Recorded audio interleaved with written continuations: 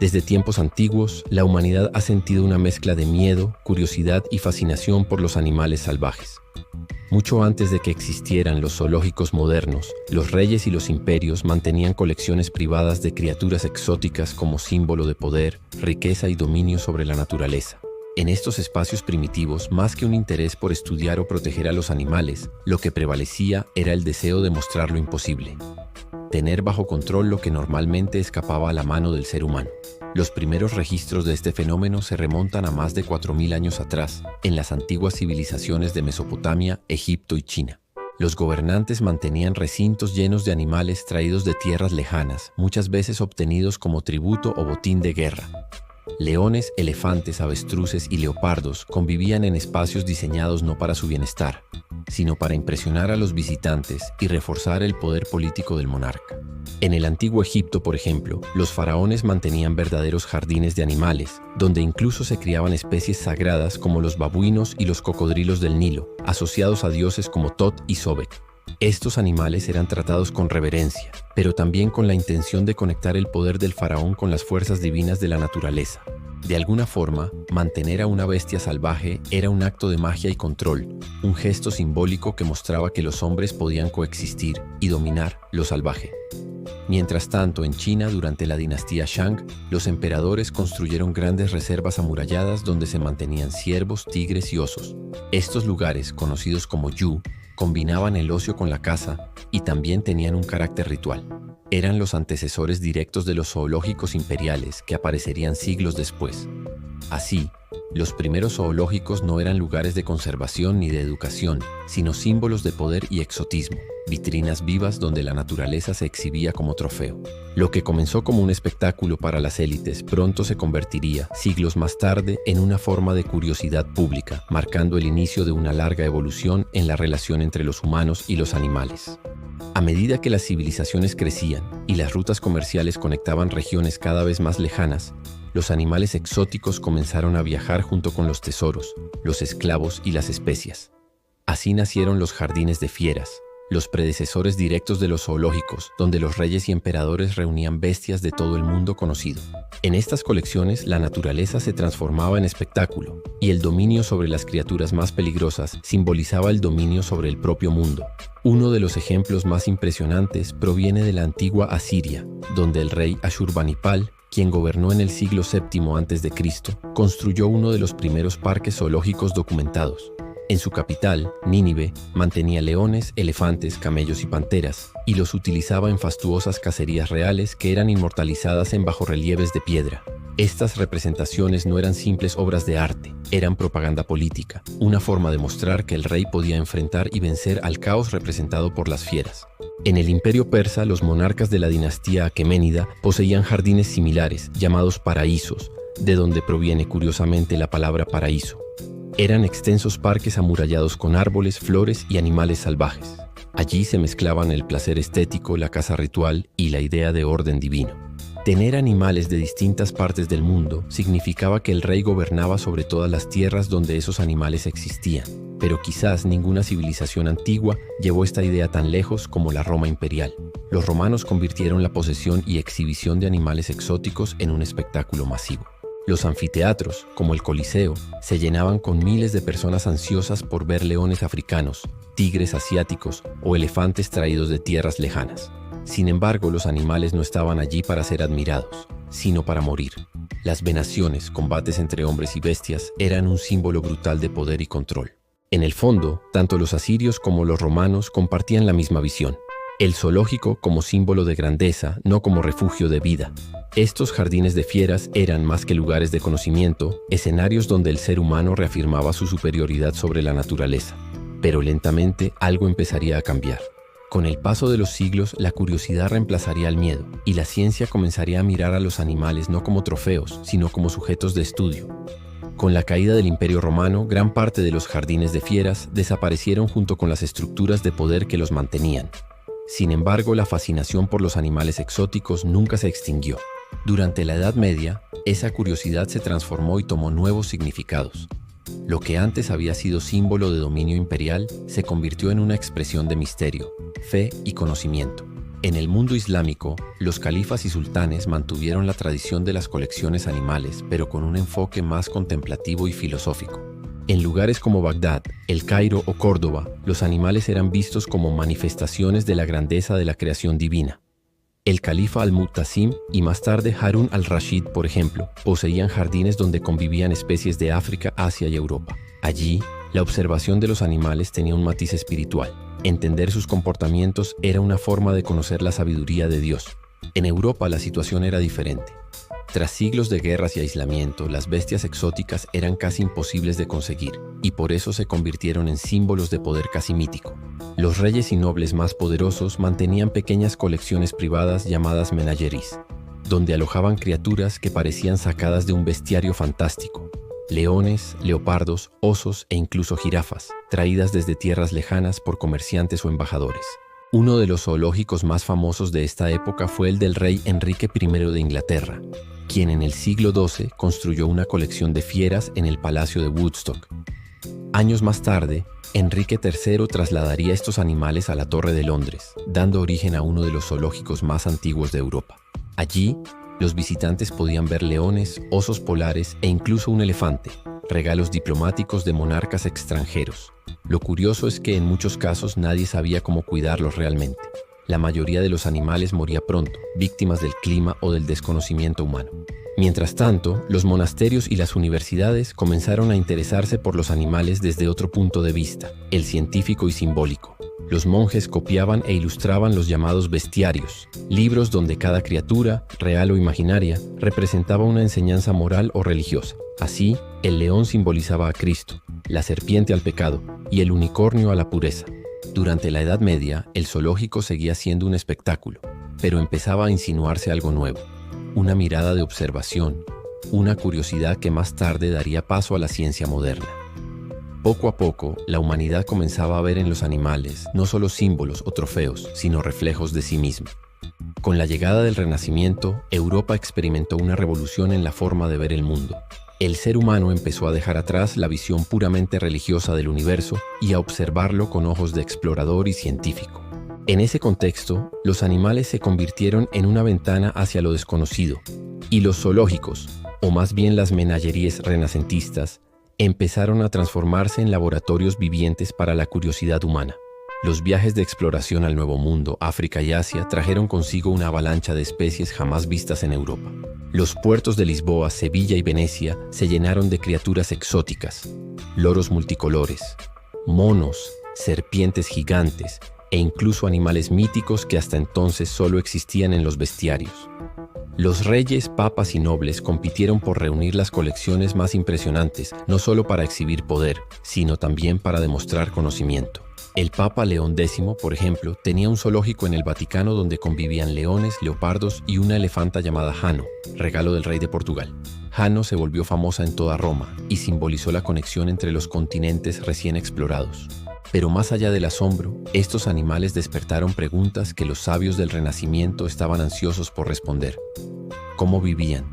¿Qué comían? ¿De dónde provenían realmente? En Florencia, los Medici, una de las familias más poderosas del Renacimiento, mantuvieron su propio zoológico dentro de los jardines de Boboli. Allí, los artistas y científicos podían observar a los animales para estudiar su anatomía y comportamiento, algo inédito hasta entonces.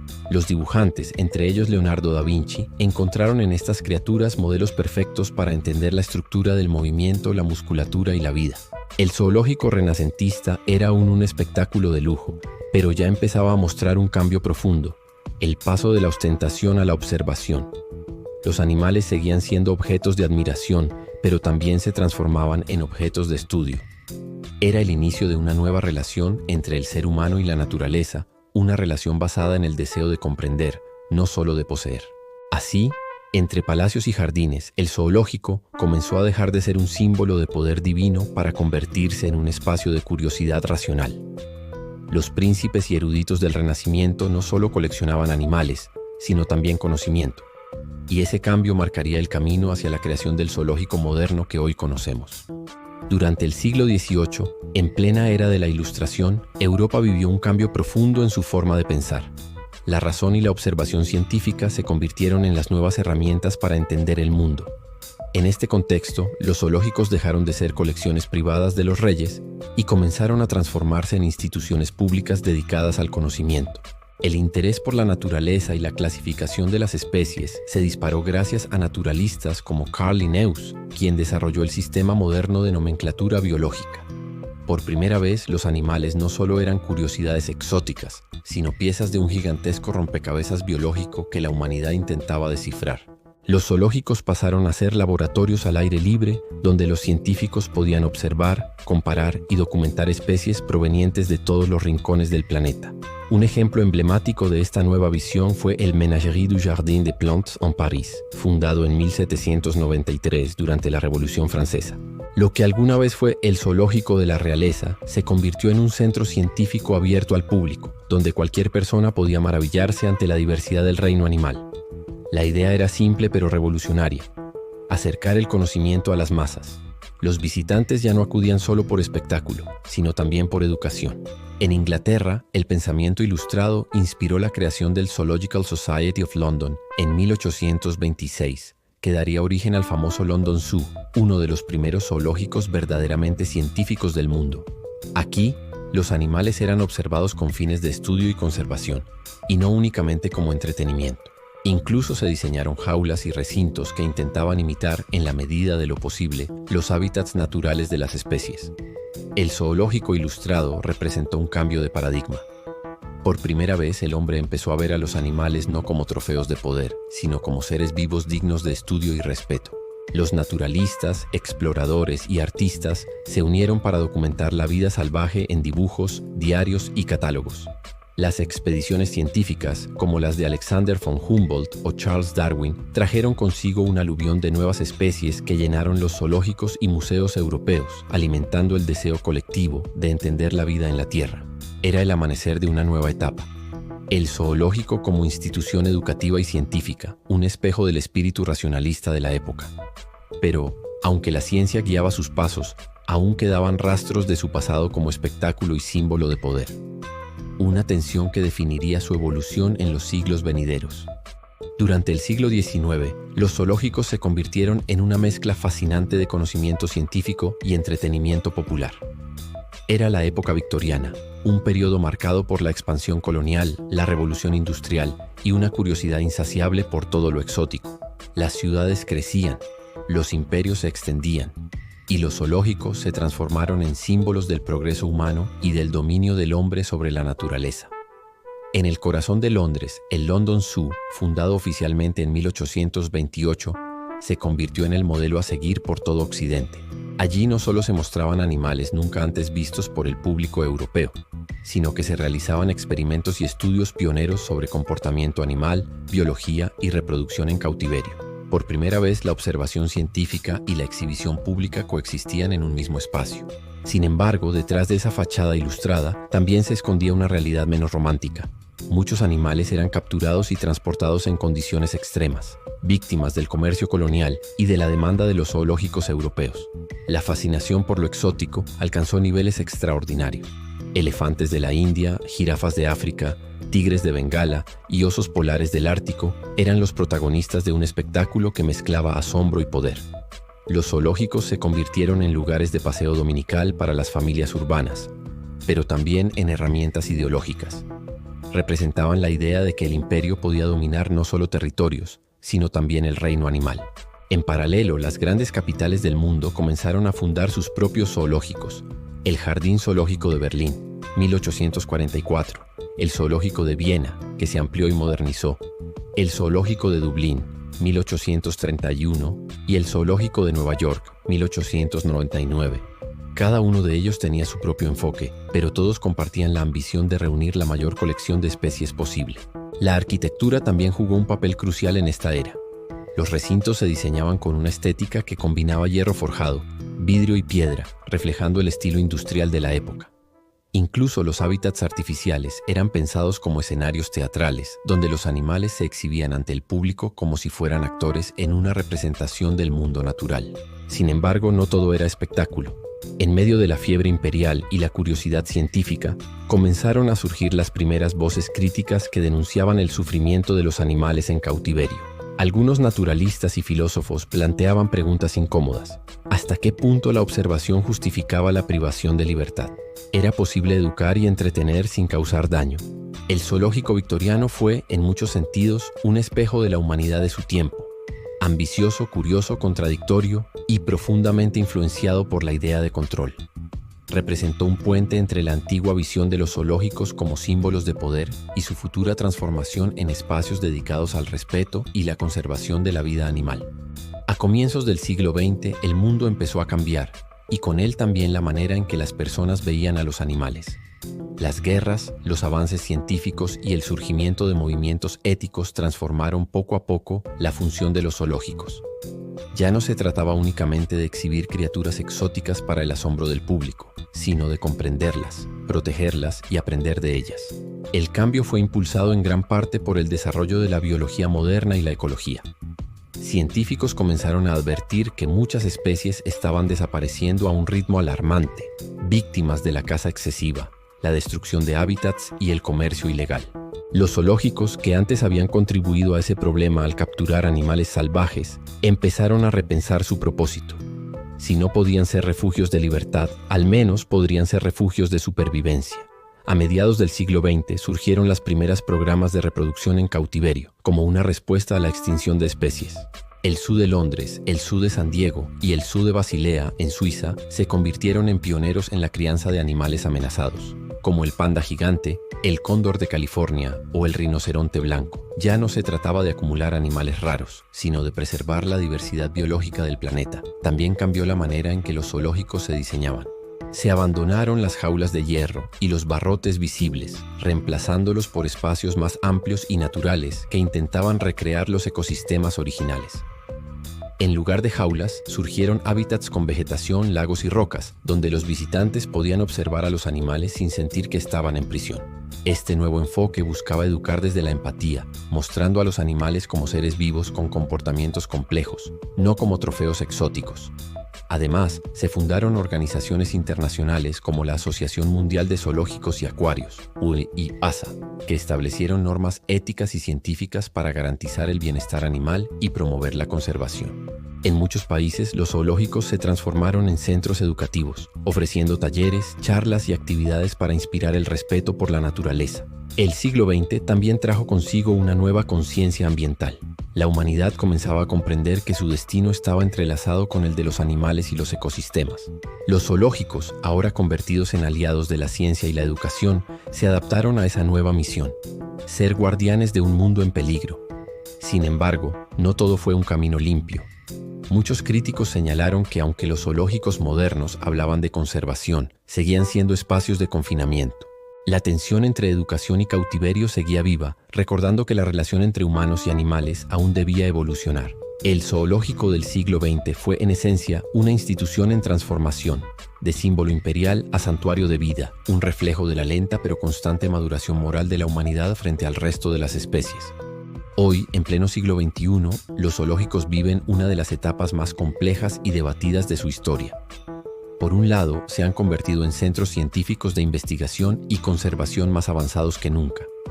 Pero por otro, enfrentan una fuerte crítica social sobre su razón de existir en un mundo donde la libertad animal se ha vuelto un tema ético central. Los zoológicos modernos han adoptado tecnologías de punta para mejorar el bienestar de los animales y estudiar su comportamiento. Cámaras térmicas, sistemas de monitoreo remoto, inteligencia artificial y análisis genético se utilizan para detectar enfermedades, rastrear linajes y planificar programas de reproducción con precisión casi quirúrgica. Los antiguos zoológicos de barrotes han dado paso a bioparques e instituciones abiertas, donde los visitantes aprenden sobre los ecosistemas y las amenazas que enfrentan las especies en su hábitat natural. Además, muchos zoológicos han dejado de adquirir animales del medio silvestre. En su lugar, se enfocan en reintroducir especies en peligro en sus ecosistemas originales, como el búfalo europeo, el cóndor andino o el tigre de Sumatra. Este tipo de proyectos, antes impensables, demuestran que el cautiverio puede servir para devolver la vida al planeta, no para arrebatarla. Sin embargo, el debate ético no ha desaparecido. Organizaciones defensoras de los derechos animales cuestionan si es moral mantener a los animales en cautiverio, incluso bajo las mejores condiciones. Argumentan que ningún recinto puede reemplazar la libertad del entorno natural, y que, en algunos casos, los zoológicos modernos no son más que una versión maquillada de los antiguos. Por otro lado, defensores de estas instituciones sostienen que ante la destrucción acelerada de los hábitats naturales, los zoológicos son la última línea de defensa para muchas especies que de otro modo desaparecerían. La tecnología también ha abierto una alternativa inesperada: los zoológicos virtuales. Gracias a la realidad aumentada, los hologramas y los documentales inmersivos, es posible observar animales salvajes sin sacarlos de su entorno. Algunos expertos creen que el futuro podría estar ahí, en un modelo donde la educación y la empatía hacia los animales no dependan del encierro, sino de la experiencia digital y sensorial. Así, el zoológico del siglo XXI vive en una paradoja. Es una institución que lucha por su propia justificación moral, tratando de equilibrar la ciencia, la educación y la ética en un mundo cada vez más consciente del sufrimiento animal. Su futuro depende de si logra reinventarse completamente o si será reemplazado por nuevas formas de conexión con la vida salvaje. En el fondo, la historia de los zoológicos no es solo la historia de animales tras rejas, sino la historia de la humanidad mirándose en el espejo de la naturaleza, preguntándose, ¿qué significa realmente convivir con otras especies? Así llegamos al final de este recorrido por la historia de los zoológicos, desde los antiguos jardines de los faraones hasta los modernos centros de conservación del siglo XXI. Lo que empezó como un símbolo de poder y dominación terminó convirtiéndose en un reflejo de nuestra evolución moral y científica como especie.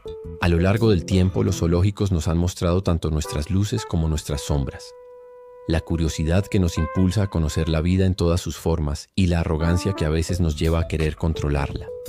Hoy, los zoológicos nos invitan a reflexionar sobre algo mucho más profundo. ¿Quién está realmente detrás de las rejas? ¿Los animales que observamos o los humanos que seguimos atrapados en la ilusión de poseer la naturaleza? Tal vez el verdadero propósito de estas instituciones no sea solo conservar la vida, sino recordarnos que somos parte de ella, que nuestra supervivencia está entrelazada con la de cada criatura del planeta. Y aunque el debate continúa, hay algo indiscutible.